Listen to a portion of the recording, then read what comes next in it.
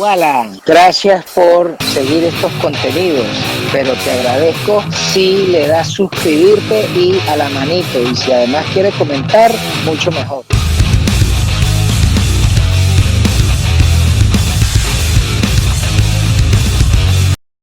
Muy buenas noches. Hoy es 16 de noviembre del 2023.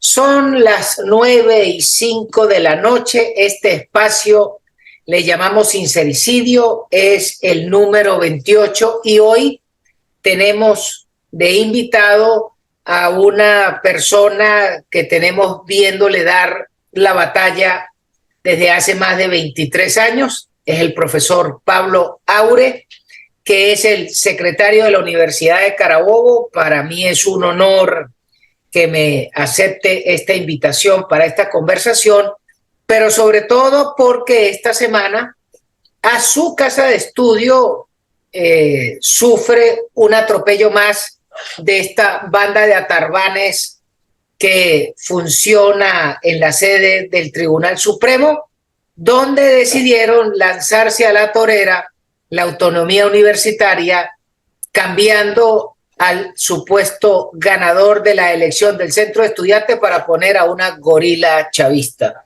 Y es por eso que queremos escuchar las opiniones de una persona calificada como el profesor Pablo Aure sobre el tema de la universidad y el atentado que están haciendo estos abusadores contra la universidad y de algunas otras cosas que nos puede ilustrar. Buenas noches, profesor, le escucho.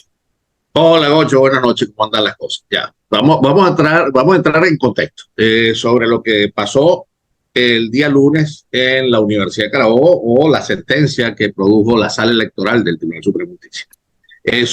La universidad reformó el reglamento electoral, elaboró un estatuto transitorio electoral para regir estos comicios electorales. Se demandó la nulidad de ese reglamento o de ese estatuto por parte del presidente de la Asociación de Empleados y del presidente de la Caja de Ahorro, y el Tribunal Supremo dictó una medida cautelar.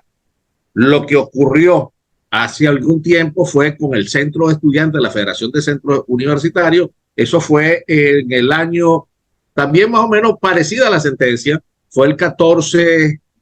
Las elecciones en aquella oportunidad fue en el 2018 y el Tribunal Supremo hizo algo como lo que tú acabas de narrar. Pero lo que acaba de ocurrir ahora no fue que quitó a ningún rector, a ningún presidente, ni nada, sino que suspendió los comicios electorales previstos para el 29 de noviembre en primera vuelta y luego creo que el 6 de diciembre o el 3 de diciembre en segunda vuelta. Esas son cosas que suelen ocurrir. Yo de verdad no voy a atacar en este momento al TCJ porque fue una medida cautelar que pudiera, si hay algunas medidas, si hay algunas decisiones en las cuales uno pudiera discutir su legalidad o su constitucionalidad o no, es esta, porque hace como 15 días el presidente de la Asociación de Profesores, o hace un mes, demandó la nulidad, mejor dicho, solicitó un amparo en contra de la convocatoria a unas elecciones de la Asociación de Profesores, y la del Tribunal Supremo también lo decretó con lugar. Es decir, esto es un conflicto que, lejos que tenga que ver algo con la academia, son cuestiones jurídicas, judiciales, que quizás en este momento no es el punto neurálgico de la gravedad que está atravesando la universidad o la educación en todos los niveles aquí en Venezuela. Bueno, así las cosas. Ocho, te agradezco por supuesto la invitación como el que más, porque yo creo que yo sé que tú eres hijo de profesor universitario, ¿ok? Sabes qué es lo que ocurre en la universidad, qué es lo que debería ocurrir en la universidad, hacia dónde debe ir la universidad venezolana, y lejos de estar anclado en carreras, en materias, en procedimientos que no tienen nada que ver con la producción o los requerimientos del país, bueno, seguimos allí.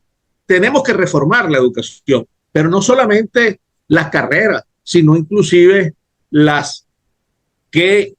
hacia dónde debe ir una universidad, cómo debe estar compuesta una universidad. Ojo, la gratuidad de la educación hay que entenderla porque alguien paga la educación, nosotros con los impuestos pagamos la educación. Es decir, hay que redefinir ese derecho humano a la educación en todos los sentidos. Cierto, estos bandidos del gobierno han atacado muchísimo a la universidad, han horadado la dignidad universitaria, cómo están los sueldos, inclusive han secuestrado las nóminas. Digo secuestrado las nóminas porque ahora cada profesor, a cada trabajador, a cada empleado, cada obrero, las becas se pagan por el sistema patria. Antes cada universidad distribuía el dinero que le mandaba, ahora no, ahora le mandan con nombre y apellido desde Caracas el bono de guerra, la pensión, el adulto yo no sé qué más, y aquí mandan lo esencial. Infraestructura lo controla todo desde el poder central. Que si Universidad Bella eso lo controla todo, todo está controlado, es por Caracas. Cada día nos atacan más en la autonomía. Por cierto, un concepto, lo de la autonomía, Cochi, esto hay que decirlo externamente, hace rato se ha violentado la autonomía en las universidades del país. Hace muchísimo tiempo se ha vulnerado la autonomía, pero aquí seguimos con ese, y no es desde ahorita, no es desde Chávez, es desde mucho antes de Chávez. Aquí se vulneró la autonomía desde el mismo momento que las universidades no generan ingresos. No se puede concebir una autonomía en una universidad que es incapaz de generar sus propios recursos para poder sufragar sus gastos. Así de sencillo es. Bueno, pues me alegra que sea usted alguien que es doliente del problema universitario desde adentro, porque no es lo mismo jugar 5 y 6 los lunes y opinar desde afuera que los que están dentro del monstruo y que entienden los alcances y las limitaciones que tienen, y básicamente porque en Venezuela hemos permitido que hayan temas que son tabú y no se permita opinar a alguien. Bueno, es que tú no eres profesor universitario, tú no tienes grado titular, por lo tanto tú no tienes derecho a opinar. Pero resulta que en Venezuela, que en los últimos 25 años decidieron que cualquier ciudadano fuera actor político y opinara por la tapa de la barriga lo que le daba la gana, más aún cuando yo soy el que paga mis impuestos, entonces yo tengo derecho a exigir dónde se van a gastar.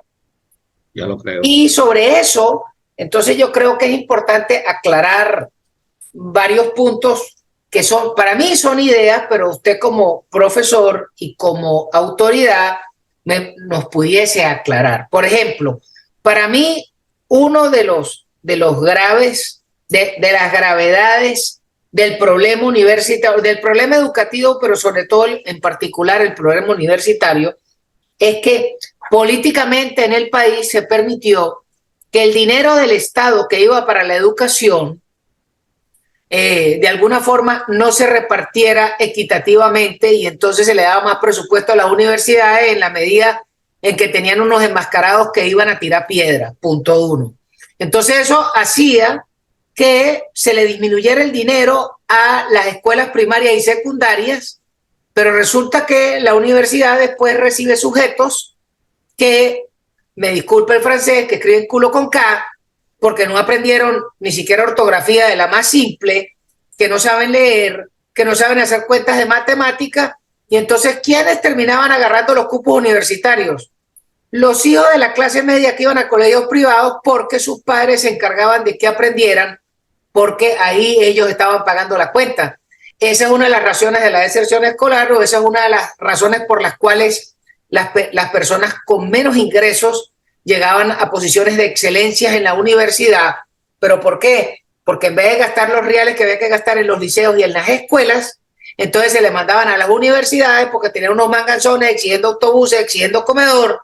Y en el fondo, el otro problema que a mí me parece que fue terrible es que no se revisó desde el gobierno, que es el que pagaba la cuenta, porque aunque hubiese autonomía universitaria, pero había que exigirle a la universidad que el fruto de sus egresados tenían que ser personas que fueran a generar plata en el mundo civil, no burócratas estatales. Y ese ha sido para mí lo más terrible, que es que no se formaron suficientes personas en el mundo de la calle. Y hoy tenemos ese gran déficit, que tenemos 2.000 economistas, 3.000 abogados, 40.000 periodistas, pero tenemos 4 químicos puros, 5 matemáticos puros y 200 médicos. Le escucho, profesor. Sí, no, fíjate tú, lo que pasa es que los tiempos cambian, las necesidades se deben adecuar de acuerdo a los tiempos y las salidas por competencias en las universidades debe ser precisamente para satisfacer esas necesidades o para cubrir esas necesidades que, bueno, de acuerdo a la variación del tiempo, nosotros debemos egresar no solamente profesionales, debemos egresar también técnicos. Aquí también se han descuidado los tecnológicos, aquí también los oficios, esto se ha descuidado todo y nos hemos quedado anclados quizás por falta de promover ese tipo de profesionales, nos hemos quedado anclados en las profesiones tradicionales. Estoy totalmente de acuerdo contigo, pero también debo decirte algo, que todas las universidades, las 5 autónomas y esa gran cantidad de universidades que existen, han servido muchísimo. Tan es así que han servido o sirvieron para el desarrollo del país, que ya nuestros profesionales, muchísimos han egresado del país o han emigrado del país y le abren las puertas en todas partes del mundo donde van, sobre todo los ingenieros, los médicos, los profesionales de ciencia de la salud, de verdad que son oro en polvo a los países donde van, porque sin haber invertido nada en ese médico, bueno, Chile, el mismo ministro de Salud reconoció la ganancia que han tenido con los médicos, porque sin haber invertido nada en la preparación de ese médico va a solucionar problemas de allá en Chile o en todos los sitios donde va. Eso nosotros no lo hemos aprovechado acá precisamente por el quiebre de la economía en Venezuela, por la destrucción de nuestros sistemas sanitarios en el país, los hospitales destruidos. Tenemos buenos médicos que pueden detectar el problema, pero no saben aplicar, o mejor dicho, saben cuál es la solución o saben cuál es el diagnóstico, cuál es la solución, cuál debe ser el medicamento, pero el paciente cuando va no puede resolver su cuestión porque, bueno, no hay tomógrafo, no hay aparatos de rayos X, no hay insumos en todos los centros asistenciales o en la mayoría de los centros asistenciales públicos. Y por supuesto, esto se ha deteriorado. Y lo mismo pasa con la educación.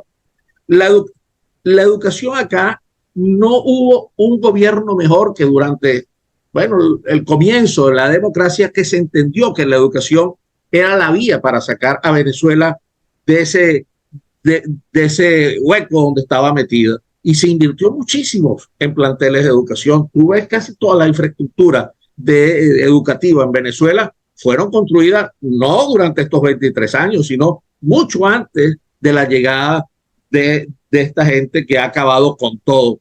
Entonces, sí se entendía antes que la educación era una vía. Actualmente, pareciera que la educación es vista como el peor enemigo a este sistema que en mala hora viene gobernando Venezuela o viene destruyendo Venezuela desde hace más de 23 años. ¿Qué quiero decir con esto? Que no solamente un universitario debe dedicarse a estudiar la profesión a la cual quiera dedicarse, sino también debe preocuparse por el país donde después va a desenvolverse como profesional. Un universitario, nosotros, ¿qué ocurrió? Y esto lo digo con dolor y con tristeza. Hubo un momento que nos divorciamos. Cuando digo hubo un momento donde nos divorciamos, se divorció la clase universitaria de las comunidades. Cuando nosotros, los universitarios, estamos obligados, no solamente por ley, sino por principios naturales, de ayudar a resolver los problemas del país. Problemas políticos tenemos que ayudarlos a resolver. Inyectarle democracia, hay que involucrarse en esto, pero no. Nosotros creíamos que esto nunca iba a ocurrir, lo que ocurrió actualmente. No protestábamos porque entonces el gobierno, cuidado, no nos va a mandar los dosados.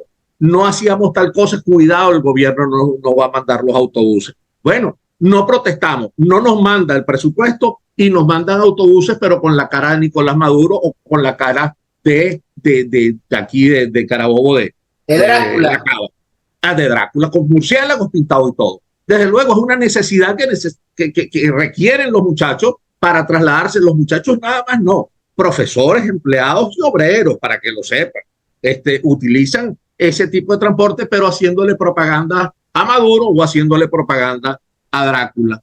¿Qué quiero significar con esto? Que nosotros tenemos que cambiar no solo las ofertas académicas, sino que nosotros también tenemos que preparar a esos jóvenes a hablarles de que tienen que ser irreverentes, que no deben sentirle miedo a la disidencia, igual a los profesores, que también en buena parte hemos sido cómplices, los empleados y los obreros. Es decir, una universidad es mucho más que una casa de estudio o una casa de entregar diplomas o títulos, o una universidad, aparte de la investigación, la extensión, la docencia, también tiene que involucrarse muchísimo en la construcción de ese país que tenemos, de cambiar esta Venezuela que tenemos por una Venezuela que queremos. Y eso nosotros tenemos que entenderlo para poder sacar de este atolladero a todas las casas de estudio, porque esto no es un problema solo de las autónomas, sino un problema de todas las universidades, ojo, y de toda la educación en todos los niveles. Ese es el problema que nosotros tenemos que abordar. Ya basta de ver la universidad como un sitio electoral, porque esa es la otra. Aquí involucran a profesores, contratan a profesores, ganan concursos profesores en algunas facultades, pero solo para que les sirvan como voto. No me gusta eso. O sea, el voto es lo menos importante en una universidad.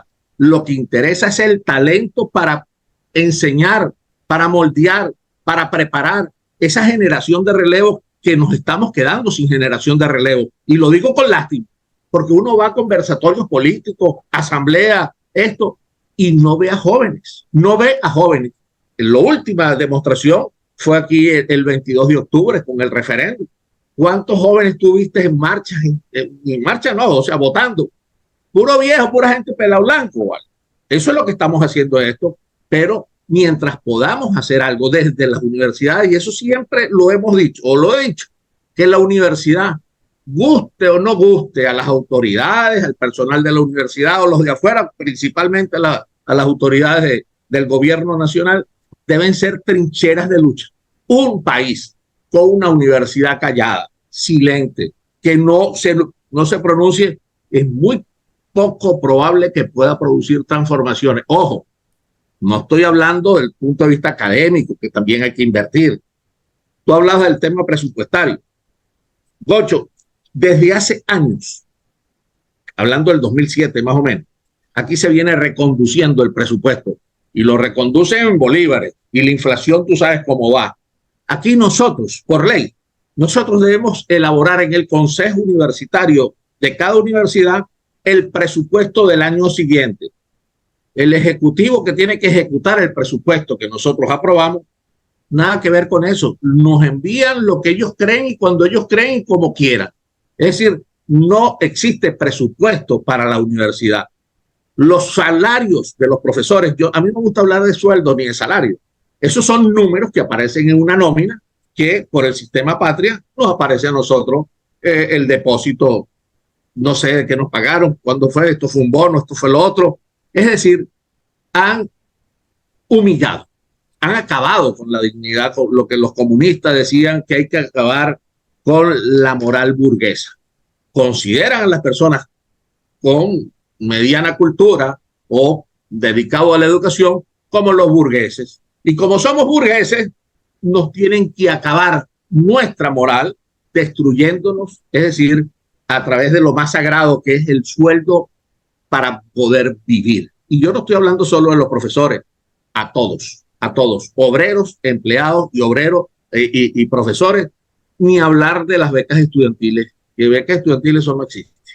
Bueno, pero entonces, en vista de que ese diagnóstico pinta un horizonte terrible, yo creo que ya llegó la hora de que la universidad tiene que cambiar el paradigma. Una de las cosas que hay que cambiar es que luego de casi 70 años en que se producen los cambios a partir del año 58 y se hizo ese gran énfasis en la educación, hay quizás que entender que una de las cosas que nos trajo un problema a Venezuela es que nos vendieron el cuento de que la educación era el gran ascensor social. Resulta que el gran ascensor social es la propiedad. De eso no se ha querido hablar. Le voy a decir otra. Estados Unidos es lo que es porque allá se encargaron de dar propiedad, no de dar educación, y que la gente prosperara con su propiedad. Y el que necesitaba estudiaba de acuerdo a las necesidades del desarrollo de su negocio y de su vida. El problema es que a nosotros, los pensadores socialistas, nos metieron el cuento de que toda la inversión tenía que ser en educación. Y entonces resulta que tú gradúas un poco de gente con una calidad enorme, como usted lo está diciendo y como yo los he visto. Por supuesto que en Argentina y en Chile se pelean por los médicos venezolanos que no les piden ni reválida de lo bien preparados que van. Pero resulta que Venezuela se gastó cualquier 7 billones de dólares en las facultades de medicina para que los disfruten los argentinos y los chilenos y los peruanos y los ecuatorianos y los colombianos. Y entonces, ¿pero por qué no hubo el sentido de pertenencia y estos médicos les hizo fácil irse? Porque no eran propietarios, porque no tuvieron acceso a la propiedad. Además de la quiebra del país, pero en el fondo era eso, porque esta persona, su única propiedad era su mente, su talento y su título. Era la única propiedad que le daba el Estado.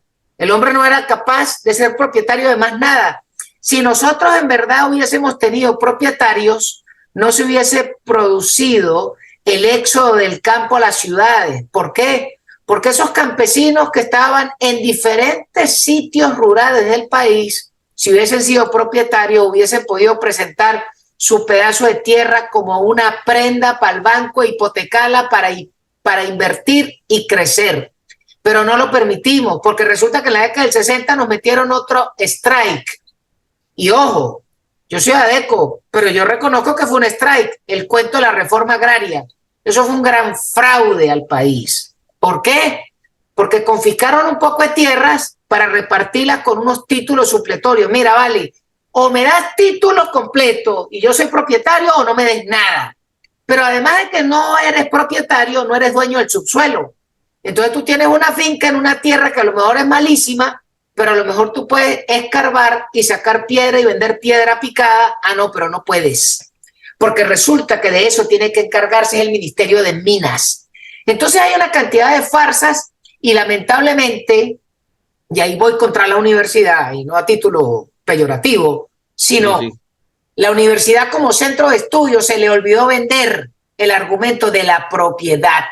La universidad, el grueso de los economistas salieron todos con el mismo perfil de Mazzazabala, un economista, estatista, comunista. Y ese es el perfil de nuestros economistas. Resulta que pregúntenle a los economistas graduados en Venezuela qué significa el índice del Dow Jones, qué significa el Nasdaq, qué significa el Nikkei, qué significa la capacidad de poder pedir prestado o irse en corto. De eso no te enseña, porque yo me cansaba de preguntarle a economistas y de eso no saben, solamente saben de pedir presupuesto y de ver cómo se endeuda más el país. Entonces hay una cosa que no enseñó la universidad, que es hacer propietarios. Y allí hay un gran déficit de propuesta. Insisto, de la historia hay es que leerla y ver el futuro. Yo no voy a criticar la historia, pero de esos polvos tenemos estos lodos. Y yo creo que una de las cosas en las cuales hay que hacer un gran esfuerzo es que esos venezolanos entiendan que para poder ser próspero, lo primero que tiene es que ser propietario, más que un título de ingeniero. Le escucho, profesor. No, por supuesto, pero fíjate tú, lo que pasa es que hay varias aristas. Lo de la propiedad. Aquí, ¿por qué se han ido? No porque no los han enseñado a ser propietarios, sino porque cada joven busca un mejor futuro. Y aquí en Venezuela no encuentra ese. Ah, no, ya hoy no, ya en los últimos 25 años caso perdido. Estoy hablando del 58 al 98, que tuvimos libertad y democracia. De eso, sí, de esa propiedad, ese concepto nos lo robaron, porque a mí me lo robaron.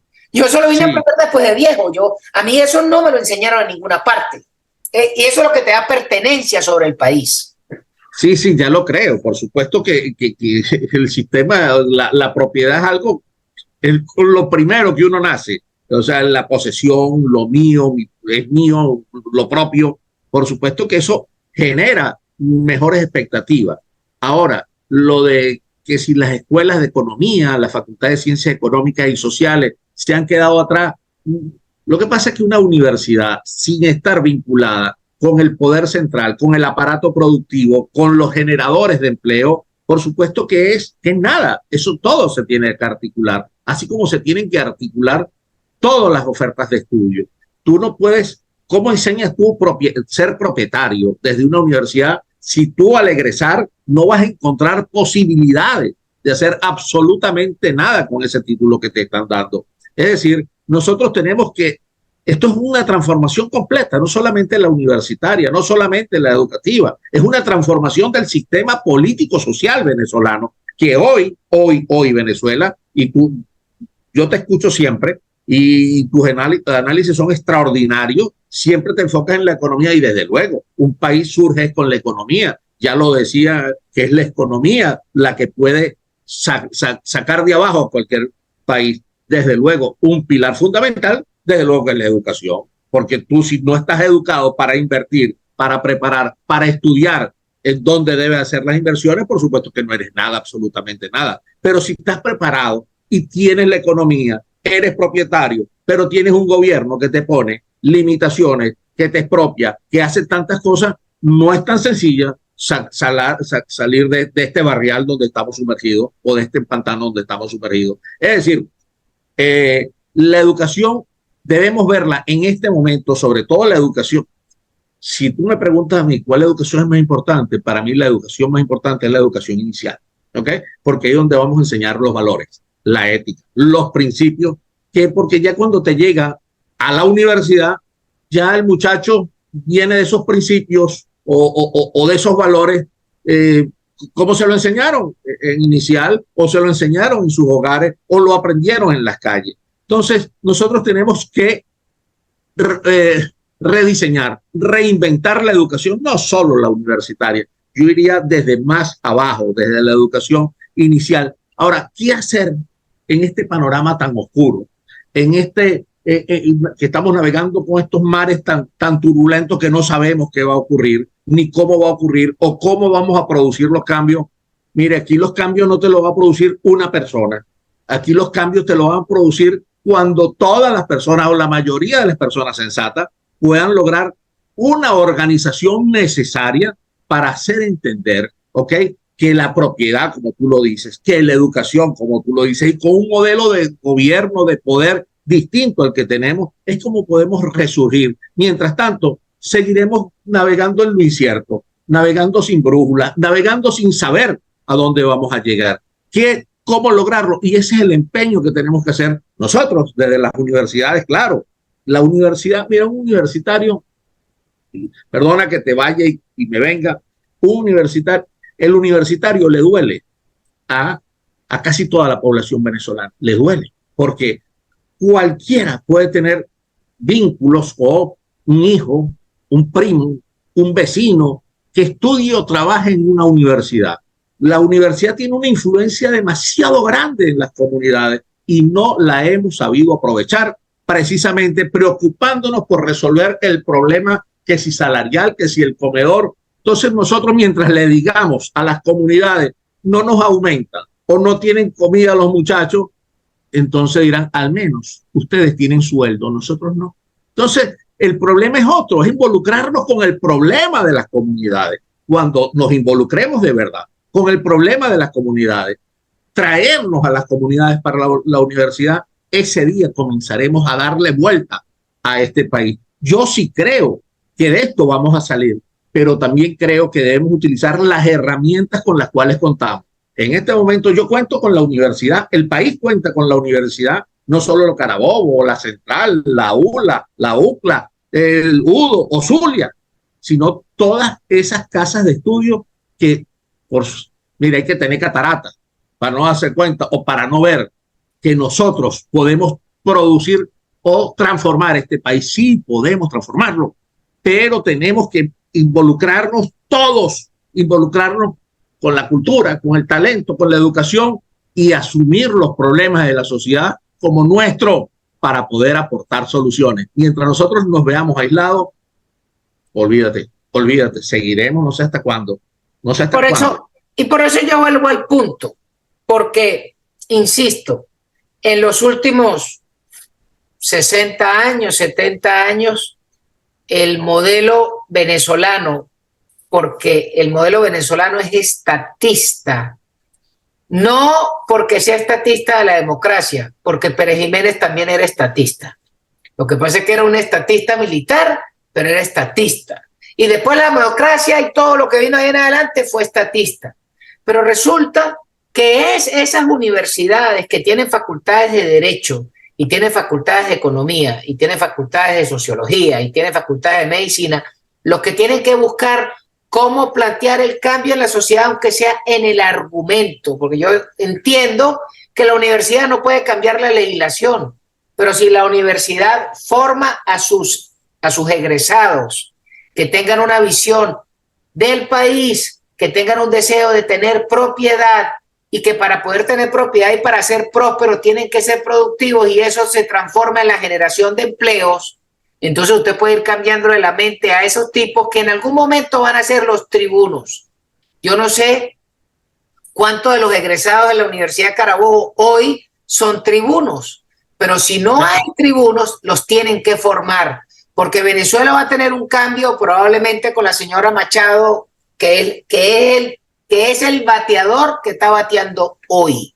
Pero a la señora hay que ayudarla porque ella tiene que montar tribunos, porque el cambio del país se va a dar es en las leyes, se va a dar es en el Congreso, y ese Congreso para que cambie, llámese Asamblea Nacional, a los cubanos, lo que sea, pero ese talento va a salir de las universidades, pero si esos futuros tribunos van formados con ese criterio estatista y socialista, perdimos el arranque. Le escucho, profesor. Mira, tienes toda la razón. Y tan es así que tuvimos una mala experiencia con estos tribunos que supuestamente eran tribunos, esta generación de universitarios, no sé si la generación del 2007, donde salieron todos estos muchachos que lograron cargos en la Asamblea Nacional y vimos lo que resultó.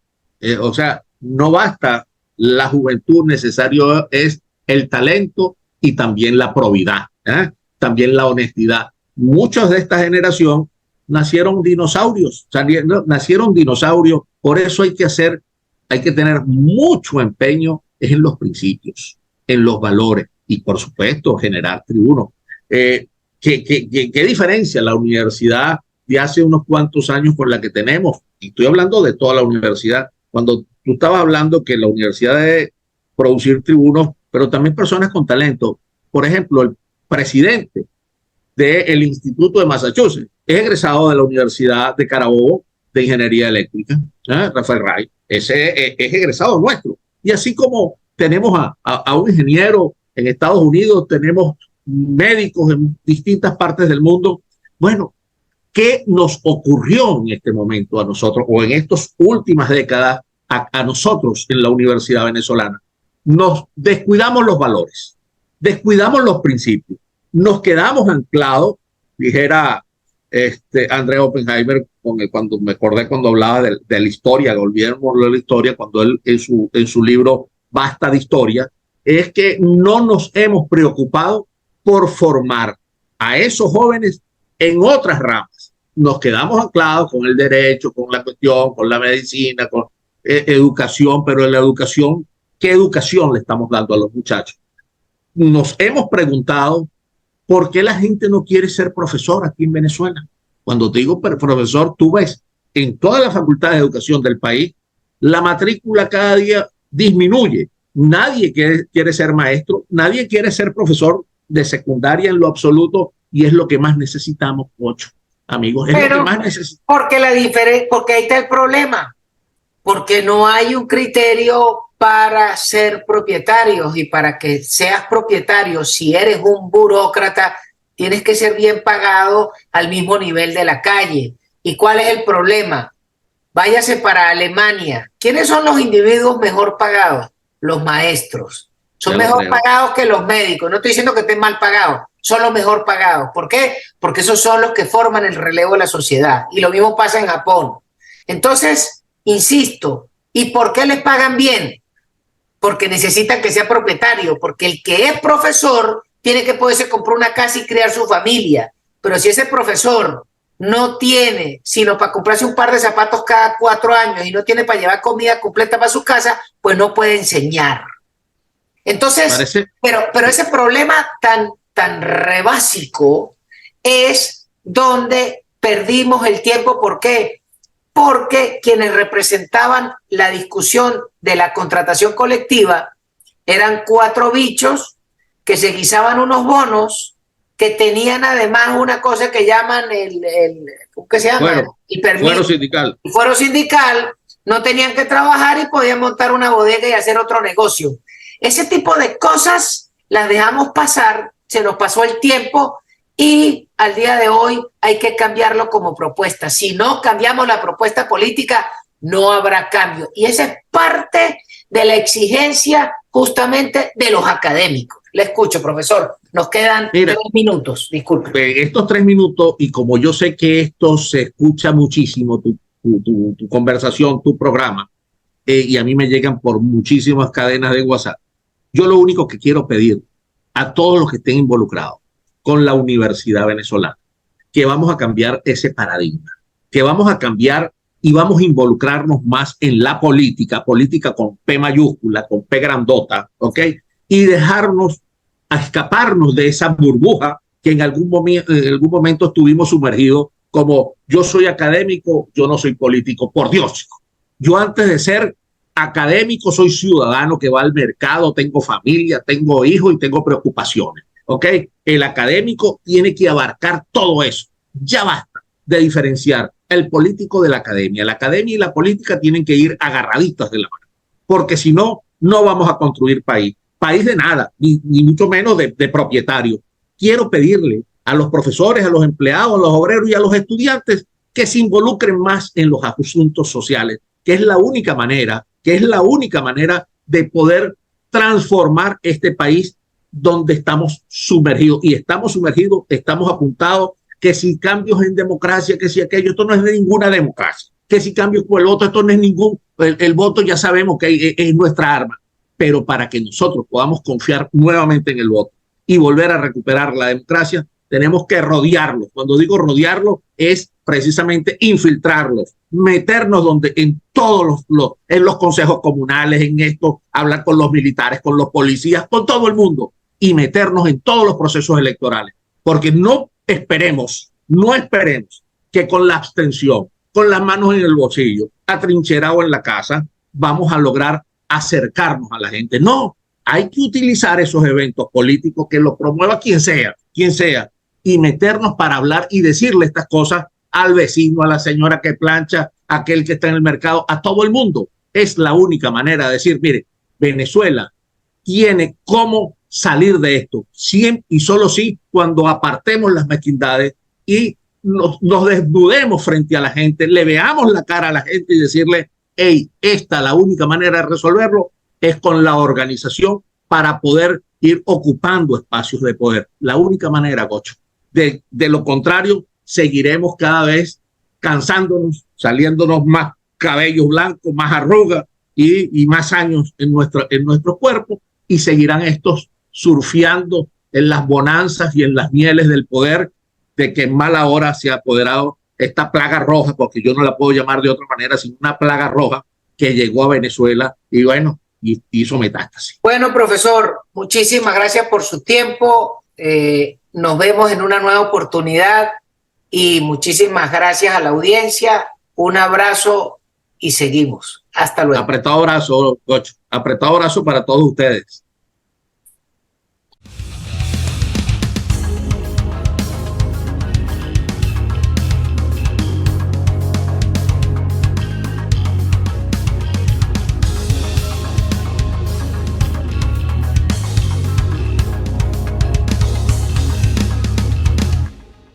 Bollito de corazón a 2.500 el paquete, hallacas de pollo a 2.500 cada una, a la orden los bollitos de mazorca a 2.500 el paquete, bollito de corazón a 2.500 el paquete, hallacas de pollo a 2.500 cada una.